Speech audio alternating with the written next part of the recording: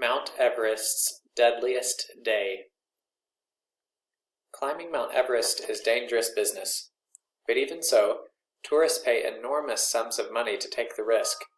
In 1996, there were more fatalities on Mount Everest than in any other year, and half of those people died on just one day.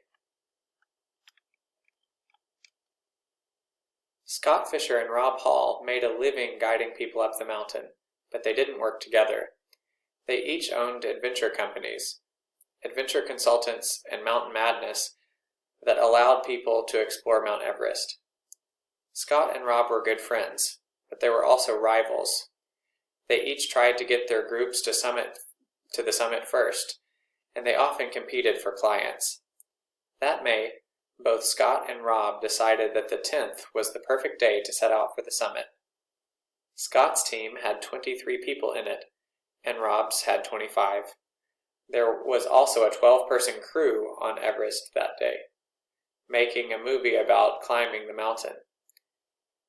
Consequently, there were more people trying to climb Mount Everest in May 1996 than at any other time before. One member of the movie crew, Ed Visters, was good friends with Rob and Scott and was worried about safety with so many people climbing the mountain at the same time. Rob and Scott's team set off early on May 10th. They left for the summit of Mount Everest from Camp 4. It was a beautiful day with perfect weather. Ed was at Camp 2 and was monitoring the progress of climbers using radio and telescope.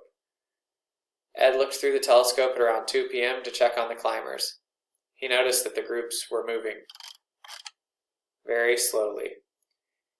It is a rule on Mount Everest that at 2 p.m. you are to turn around and return to Camp 4 in order to make it back before dark and avoid bad weather near the summit.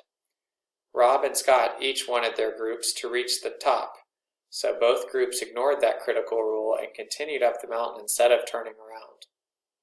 Suddenly, at 3 p.m., a massive snowstorm started.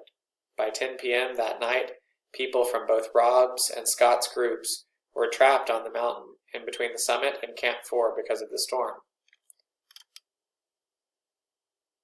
Some of the stranded climbers managed to survive the freezing cold and were rescued from the mountain the next day. However, on May 11th, a few others collapsed and died in the snow, including Scott Fisher and Rob Hall. In total, 8 people died on Mount Everest's deadliest day.